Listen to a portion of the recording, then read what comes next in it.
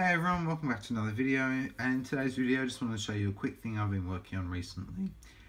And this is like a mechanism for a balloon drop. So the idea is that we have a net here and we have two of these systems next to each other, and then both sides we're going to link them up and they're going to join up to like a point like that, each corner, and there'll be two sets of that.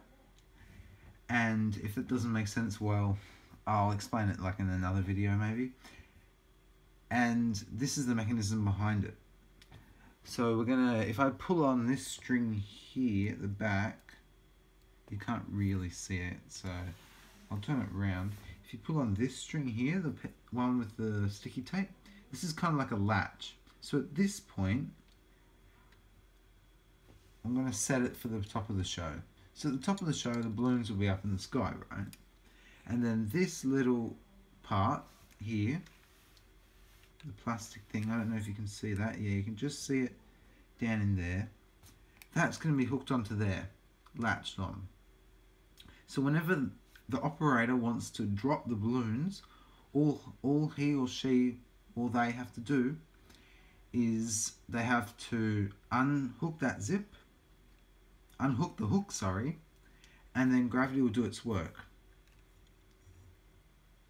You see how it moved? Now, it's not moving much at the moment because there's not much weight on this part.